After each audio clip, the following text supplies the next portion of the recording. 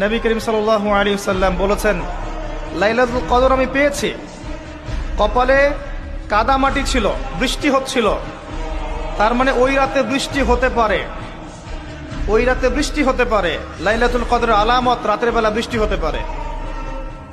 বৃষ্টি হয়েছে, তিনি নামাজ পড়েছেন, কপালের মধ্যে কাদা লেগেছিল, তিনি বের হয়েছেন, সাহাবীদেরকে বলবেন কোন রাতটা লাইলাতুল কদর, আজকের রাতটা লাইলাতুল কদর, এটা বলতে বের হয়েছে। বের হয়ে দেখছেন দুজন মুসলিম আপোষে ঝগড়া করছে। লিসেন টু মি, দুজন মুসলিম আপোষে ঝগড়া করছে। আমরা বলি না যে মুসলিমদের মাঝে ইখতিলাফগুলো রহমত, আমরা বলি না? দুজন মুসলিম আপোষে ঝগড়া করছে।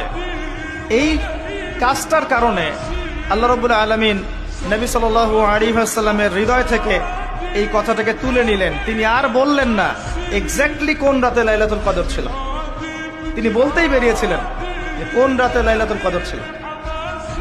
আমাদের ইখতিলাফের কারণে আমরা সেই নির্দিষ্ট রাতটাকে হারিয়ে ফেলেছি। তবে এর মধ্যেই খায়ের আছে, এর মধ্যেই কল্যাণ আছে। আরবিতে একটা প্রবাদ আছে, কুল্লু শার ইউজাদু ফিহিল খায়র, প্রত্যেকটা অকল্যাণের পিছনেই কোনো না কোনো কল্যাণ আছে। নির্দিষ্ট করে বলে দিলে আমরা বাকি রাতগুলো জাগতাম না।